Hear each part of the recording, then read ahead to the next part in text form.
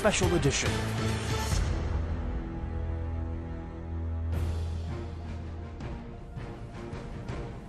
Hello everyone, this is Park Sang-mi on In Focus.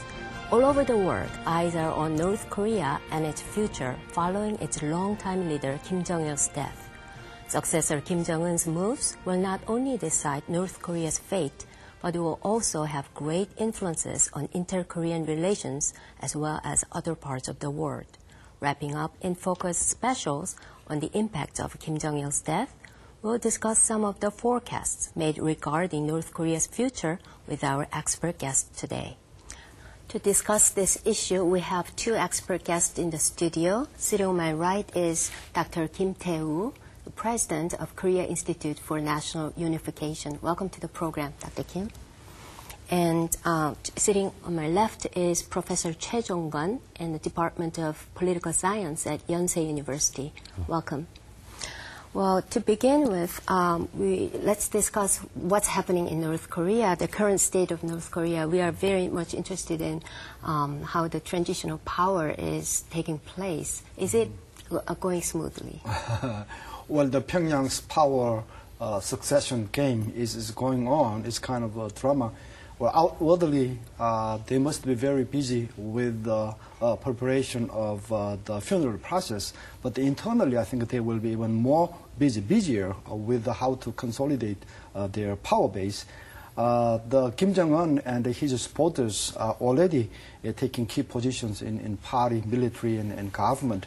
For example, Kim Jong-hee and Jang Sung-taek, the late Kim Jong-il's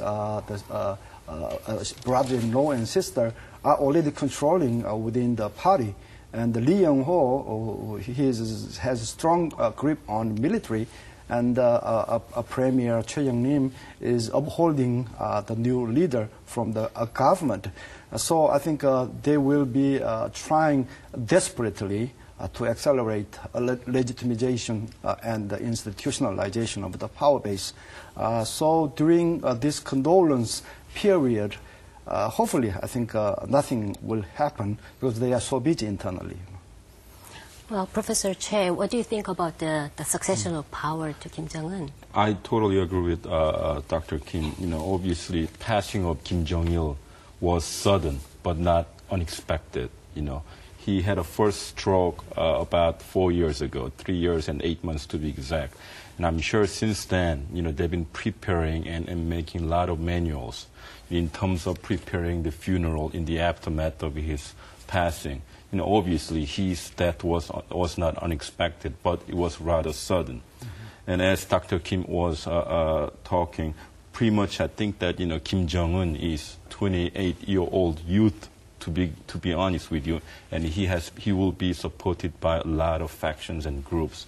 And I don't think that, there will be total change of the leadership, so much different than the Kim Jong-il's leadership. So there have been quite a few people worrying about and what kind of leadership he will have as somebody in his 20s.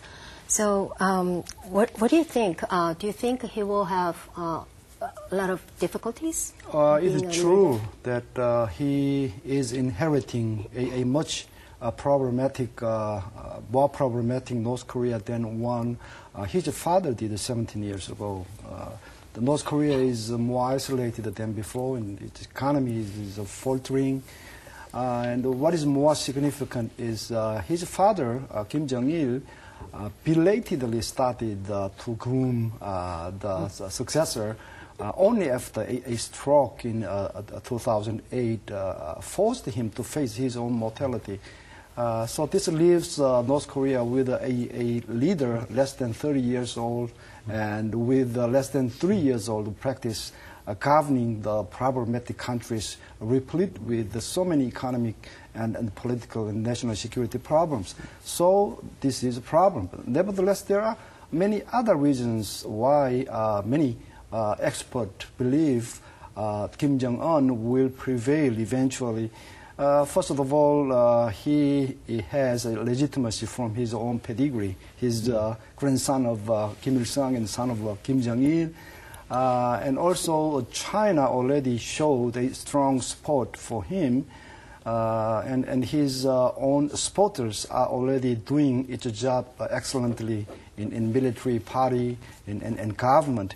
More importantly, a key status quo forces, so-called military, has the same interest with the new leadership. For them, Kim Jong-un is quite a convenient and easiest tool to use for continuation of the totalitarian regime under which they have enjoyed a lot of privileges and benefit. So this is why, this is the background. Many experts believe Kim Jong-un will finally be successful in gripping over his country. Given his age and relatively short period of training to be a leader, some people think that Kim Jong-un will be just imitating or following his father's leadership, style of leadership. What do you think? It's possible. It's possible because he may decide to follow the suit, maybe the safest way at this moment, particularly while he needed to study more. So that is the background why some experts predict a emergence of regency system or emergence of a collective leadership system. That means all are talking about the lack of capability for Kim Jong-un himself.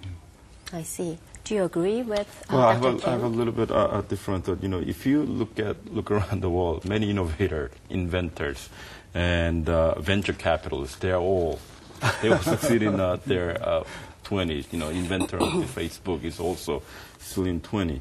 But I think that what we might be able to expect is that there will be a greater degree of division of labor among the leadership within North Korea. You know, although North Korea has been an ultra-dictatorial state, after all, it has the state system. It's got foreign ministry, it's got military, it's got party, and so it's got bureaucracy. That's what I'm trying to say. I think that, you know, as Dr. Kim mentioned, I think the military will be largely run by Lee Young-ho, you know, who's a right-winger of the current leadership. And the Sixth Party talk might be highly influenced by Kang Seok-ju, who's been chief negotiator of North Korea for the 20 years. So he has knowledge and everything. And I think the economy might be largely influenced by Choi Young-nim, and then South Korea policies of Kim Jong-un. What I'm trying to say is that although you might have an iconic figure who might be in 20s, you will be circled by this so-called group of wise men who has been running the country for the last 20 years. If you look back last 20 years, many people wonder and ponder higher probability of the North Korea collapse. But it didn't happen. This is the country that hassled the United States for the last 20 years and extracted a lot of resources. So I think it's got knowledge and experiences. I see. So now we are talking about the third generation ruler from the quote-unquote Kim dynasty. And the biggest difference probably between the first and second and the third person is that Kim Jong-un has an experience of studying abroad in Switzerland. And would that affect his style of political leadership, or would he pursue some reform and opening policy in terms of economic development? We hope so. The fact that a person grew up in Europe and went to school there might have higher level of exposure to the Western world and Western concepts of ideas and models and stuff. So hope that he's been more affinity with the Western idea. But if you go back and look at Kim Il-sung's leadership, his legitimacy came from the so-called resistance against Japanese empire. And so therefore his ruling capacity came from the historical legacy. And Kim Jong-il, it's a controversial whether he was a successful leader or not. But for the 17 years while he was in reign, he pretty much secured the national security of the North Korean policy, playing the nuclear card. So I think that the big hallmark for Kim Jong-un would be whether he would be able to revitalize North Korean economy, which cannot be done without reform and opening to the rest of the world. Well, in my case, I would think his personality is important, but particularly after a pass of a condolence period, when he rather firmly take root in taking political power, from that moment, I think his personality becomes very, very important. He has studied in Switzerland, and he has some overseas experience. I think this will help him for making a pragmatic shift. But during the condolence period, I don't think his personality really matter. Exactly. So how China respond to this and how do they feel about the future of their own regime, these kind of variables will be more important, at least during the condolence period. Yeah, I agree. If I add one more little thing, but I think it's very significant, the fact that he might be able to speak better English. You know, negotiating with Americans and Europeans, and receiving foreign delegates in Pyongyang, the fact that he would be able to communicate in English would be giving a lot better, a different picture of North Korea. That's right. He would be less reluctant in directly communicating with the Western forces. Then coming back to Korea. How it will affect inter-Korean relations. We are very much interested in it, and we are a bit nervous because our counterpart has been switched. Yep. So how will it affect? My government already expressed a very open-minded and proactive attitude toward North Korea. President Lee Myung-bak already expressed consolation, if not the condolence. And he declared that we will not try to collapse North Korea, and that's not our goal. And so I think this is the right time, but the future inter-Korean relationship depends on how North Korea will respond to that. Well, if North Korea make a pragmatic shift and accommodate even gradually some of opening and reforms, then I think everything will be fine. South Korea will open up more and more.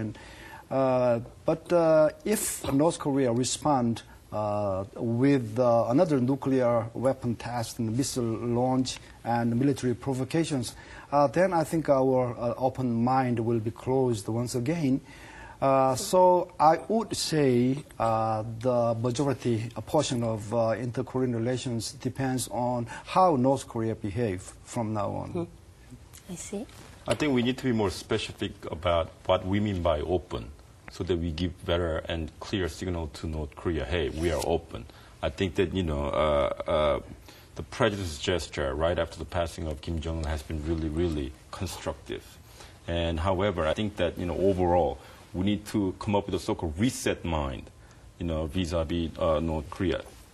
First of all, we must be able to ask ourselves, what kinds of North Korea do we want? Do we want unstable North Korea that projecting a lot of negativity, which is also bad to South Korean economy anyway?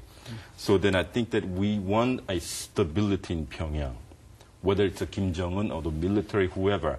We want a stable North Korea so that we know whom that we need to talk to, so that we can go from there, whether that person might be 28 years old or 48 years old, 68 years old, so that I think that we want a viable and a stable North Korea so that we can turn them into more reformable regime. And I think that it may take 2 or 3 years from now because, as Dr. Kim argued, they need to pass the condolence period so that they can be more innovative and aggressive as they has been. Do you think for South Korea to move forward and have constructive relationship with North Korea, would it help that now Kim Jong-il, who was responsible at the top, responsible for Cheonan attack and Yeonpyeong, so do you think this will give some positive turn?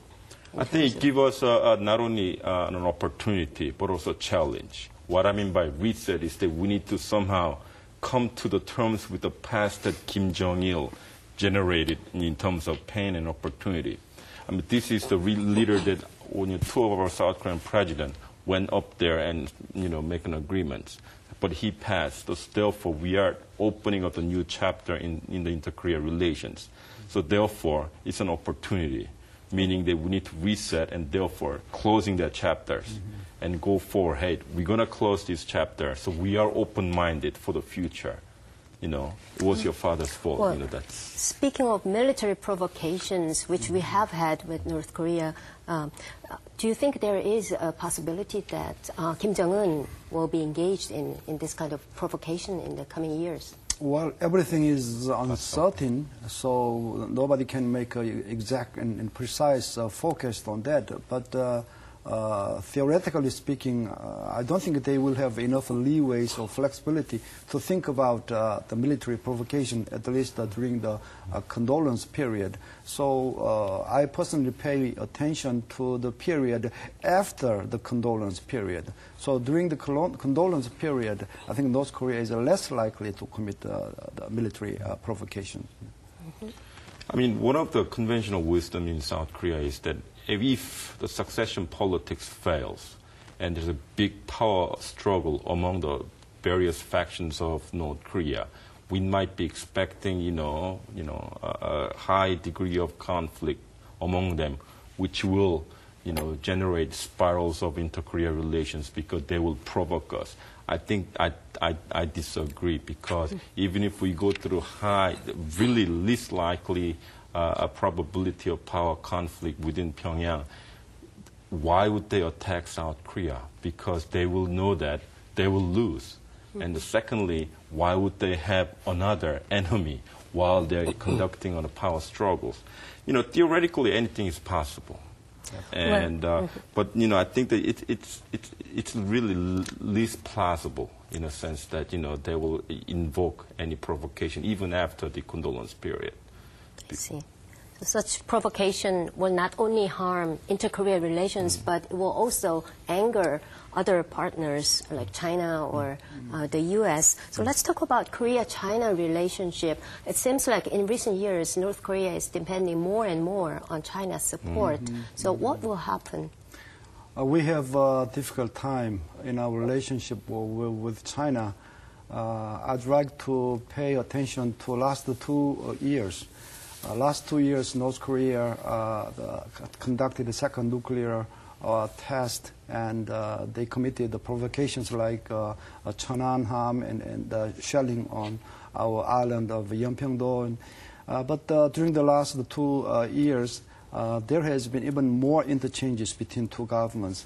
A visit of Chinese a prime minister and defense minister to North Korea, and consecutive visit by the Kim Jong-il to China.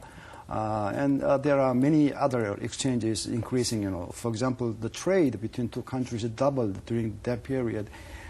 This may mean that China is more interested in the strengthening its alliance with North Korea rather than scolding North Korea's bad behavior, such as provocations. And we know why China is doing that. China is aware of competition with the United States.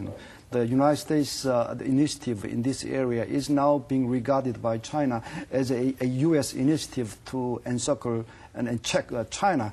So this situation, I think our relationship with China is now being faced with a serious challenge.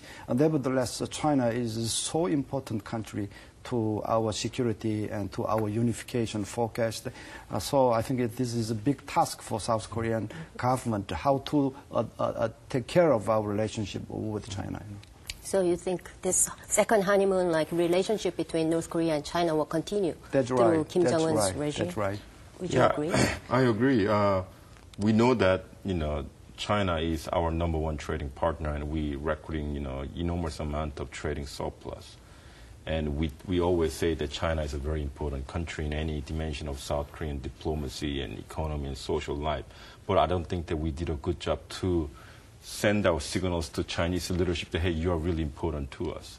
I think the close alignment between Beijing and Pyongyang is essentially a reactive gesture, because we've been so closely associated with and aligned with the Washington, D.C. and Tokyo. So it's basically there's a balance of power going on. I think that from the Chinese perspective, North Korea is a big headache. because they're trying to develop and, achieve a higher level of economic growth, and they're trying to develop Manchurian area, and yet you have this little guy trying to proliferate, nuclear weapons. So they've been trying to sort of causing trouble. Basically sending out, hey, we're trying to look after, so please calm down. I think that, which is pretty much understandable from the Beijing's vintage point. But I think that South Korea has to make sure that, whether we like it or not, we're living in the era of a Chinese rising. And their influence will be, whether we like it or not, will be also increasing too. So I think that we should come up with more pragmatic and less ideological and more problem-solving approach to Beijing. That's my point. Well, to be pragmatic, maybe for North Korea is to build or to develop their relationship with the U.S. in the case of North Korea. What will be the nature of relationship between North Korea and the U.S. under Kim Jong-un's regime? Well, if the North Korea-China relationships is strategic, I would say the U.S.-North Korea relationship is tactical. The North Korea depend on China for its own survival. It's just strategic level goals, but currently North Korea's interest in dialogue with the U.S.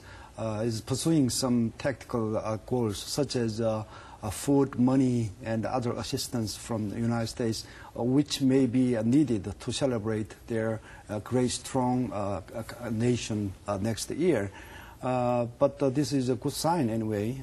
We hope this development will continue, and then there may be some greater momentum can be made for the settlement of North Korean nuclear matters and others. Well, as a way of concluding our discussion, maybe we have to talk about what Korean government need to do to further develop and go forward in inter-Korean relationship. I think that we should give more time to Pyongyang for time being. And I don't think that we should be projecting more threat image. I think that we should be more sort of sitting back and, sort of look over what's going on in Pyongyang, making sure that, Pyongyang goes through this succession politics toward more stable regime rather than unstable regime that we don't know whom to talk to. That means that, we should be more conducting, more constructive diplomacy with the Beijing that Pyongyang only trusts to. And also, projecting less of threat policy to North Korea, making sure that, North Korea, hey, maybe South Korea is changing their mind, as they say, reset. So I think we should be more prudent and patient for time being. I see. Now, Dr. Kim, what should the Korean government do to progress in this inter-Korean relationship? Well, I'd like to remind you that the improvement of intergovernmental relationship between two Koreas is one thing, and unification is another. We should deal with two different topics here. But during the few days right after the death of Kim Jong-il, the South Korean the newspapers and broadcasting companies spewed out a lot of discourses emphasizing a great shift in our North Korea policy. I think they are right, because this is the right time for South Korea to rethink its attitude toward North Korea. But a problem is they didn't sufficiently to remind the people that North Korea also should change. So if we have a unification also in mind, we have to make North Korea change and improve their internal system, including democratization, pluralization, or improvement of their human rights. So we really have to help them to come out to the international arena as a responsible member of the international community. Otherwise, we cannot think about unification. So we should be very clear that we should deal with two different goals over here, and then we should continue to urge North Korea to change, and we should continue to request North Korea to wash their bloody hands and then come out to the right world. So this is what we have to do, I think. Well, thank you. It seems like that's all the time we have for this show. And once again, I'd like to thank both of you for contributing to the program. Quite obviously, we are witnessing another important chapter in the history of North Korea with the death of its leader, Kim Jong-il. Even with the limited amount of information we have, we are trying our best to figure out what is exactly happening and what the future will be like. And with this show, we are concluding our 3-part special on Kim Jong-il's death and North Korea. Thank you for watching.